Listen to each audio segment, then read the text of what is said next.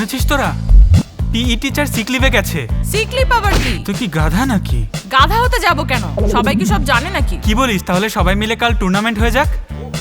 হ্যাঁ, কে কে রাজি? জেন গত সপ্তাহে আমাদের ক্লাসের প্রেসিডেন্ট হয়েছে, আর এরপর থেকে ও বদমেজাজি হয়ে কিন্তু গেছে। আমাদের হারাতেই হবে। কালকে আমার সাথে ডেটে যাবে? কি মানে? হ্যাঁ, কাল টুর্নামেন্টের সময় আমরা চলো ডেটে যাই, চলো ডেটে যাই। আরে ও এত রোমান্টিক, এত সহজে ধরা দেব না। দুষ্টু। কি হলো, যাবে না? ও হ্যাঁ হ্যাঁ, যাবো যাবো। শুধু তুমি আর আমি। হ্যাঁ হ্যাঁ হ্যাঁ, বুঝেছি। এই, এটা আমার সিট, চলো ওঠো। আসছি।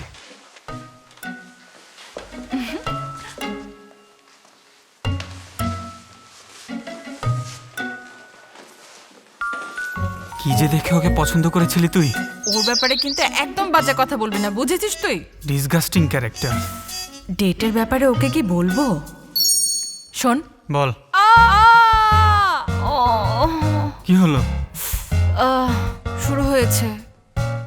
কি পিরিয়ড?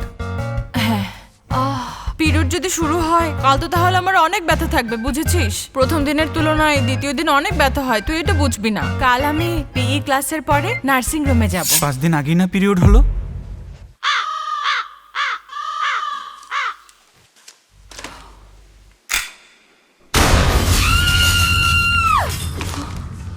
এটা কি তুই মার্ক করে রেখেছিস? মতলব কি?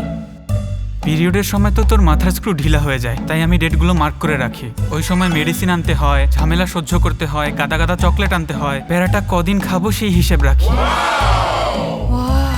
এত কেয়ার করিস, এজন্যই বুঝি সবসময় তোর কাছে মেডিসিন থাকে আর চকলেটের বক্স নিয়ে সবসময় ঘোরাঘুরি করতে থাকিস, তাই না? আমি তো ইমপ্রেস হয়ে গেলাম রে।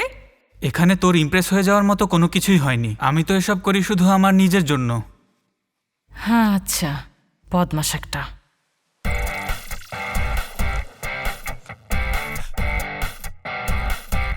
তুই একটু আগে আমাকে এই মিথ্যে কথাটা কেন বললি? রেগে যাচ্ছিস কেন? পিই ক্লাসের পর একটু কাজ আছে আমার। ওর সাথে কি ঘুরতে যাবি? এজন্যই টুর্নামেন্টে থাকবি না? আরে ভুল বুঝছিস কেন? কালকে টুর্নামেন্টের জন্য স্যারের কাছে সবাইকে রিপোর্ট করে এনলিস্টেড হতে হবে, বিশেষ করে তুমি। আমি তো থাকবোই।